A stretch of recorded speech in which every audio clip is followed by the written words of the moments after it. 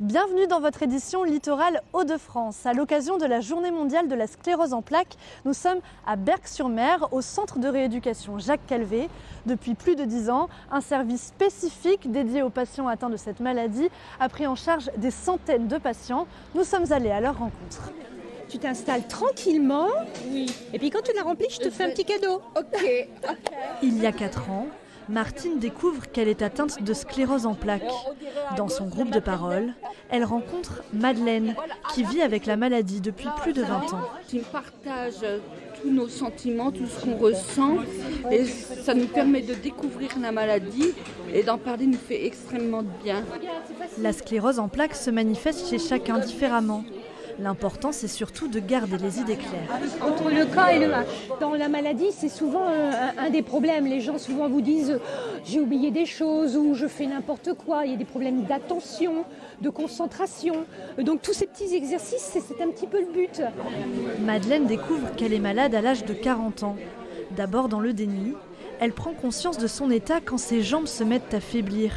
Insomnie, fatigue extrême, elle combat au quotidien son handicap, parfois invisible.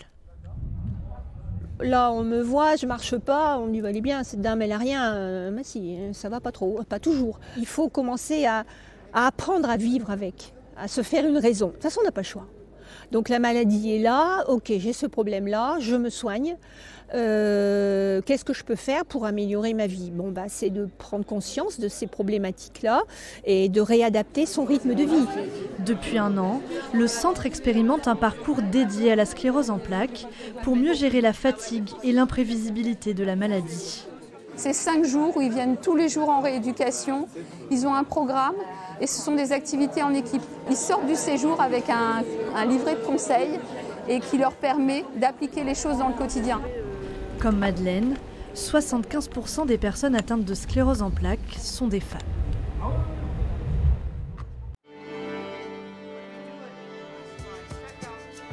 Si vous voulez la photo idéale ici, avec la campagne à la mer, je vous invite à utiliser le photospot. Donc vous placez votre appareil photo. Il n'y a plus qu'à appuyer. Il n'y a plus qu'à appuyer. Et ça donne quelque chose de réussi. Et ça, c'est assez sympa. Séverine Bastien, responsable animation promotion pour le grand site de France et de Cap. 10 photospots comme celui-ci, c'est l'idée de l'équipe de la Maison du Grand Site des Deux Caps pour aider les visiteurs à immortaliser les lieux incontournables sur le littoral.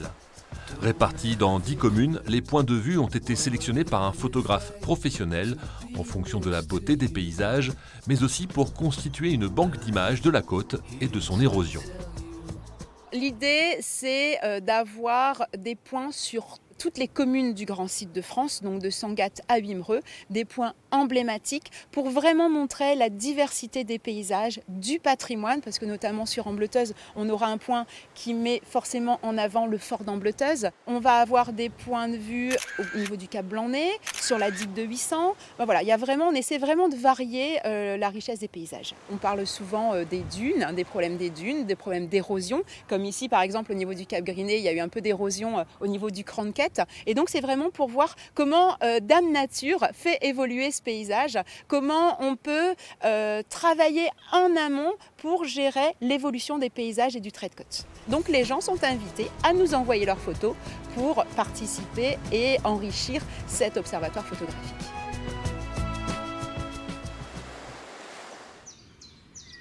À Saint-Omer se niche une des plus importantes collections d'oiseaux naturalisés de France. Le musée Sandelin en dévoile une partie à l'occasion de l'exposition à plumes. Visite en compagnie d'élèves de l'école d'art.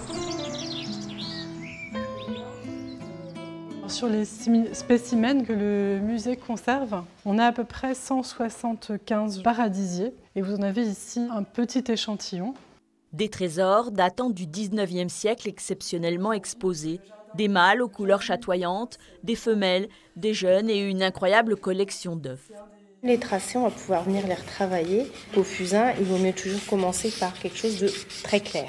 Parce que c'est facile de foncer, mais ça n'est pas facile d'éclaircir. C'est intéressant, la nature, les oiseaux, c'est toujours bien d'apprendre plus. Des oiseaux naturalisés du monde entier, un patrimoine scientifique pour expliquer la reproduction et la parade amoureuse, le support idéal pour un cours de dessin. Sur la chouette Hulotte, tu as un décoché là et un décoché là. La tête est presque carrée. Puiser dans les formes du bec du macareux ou celle du cou du héron. S'inspirer du plumage du faisan de Lady de Amherst ou du fascinant jardinier du prince d'Orange. De quoi nourrir la création de ces jeunes artistes. C'est un paradisier gorge d'acier.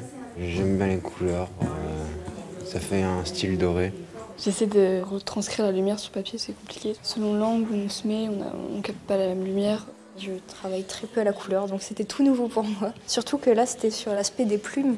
Et ça, on s'y intéresse très peu parce que souvent, on dessine vraiment en globalité l'oiseau. Quand on apprend à dessiner, il est nécessaire d'aller voir la réalité, de faire ce passage de la 3 dimensions de la réalité à la 2 dimensions d'une feuille de papier. Il y a une tradition dans les cours de dessin qui vient d'autrefois, quand justement on n'avait pas la photo. Pour aller représenter, aller travailler, faire des travaux d'études d'animaux, on allait au musée d'histoire naturelle les représenter. L'exposition à plumes, parade et sexe chez les oiseaux est à découvrir à Saint-Omer jusqu'à la fin de l'année pour y dessiner ou tout simplement s'y émerveiller. C'est la fin de cette édition, merci à vous de l'avoir suivi. Vous pouvez retrouver tous nos reportages sur le site hdf.france3.fr. À bientôt.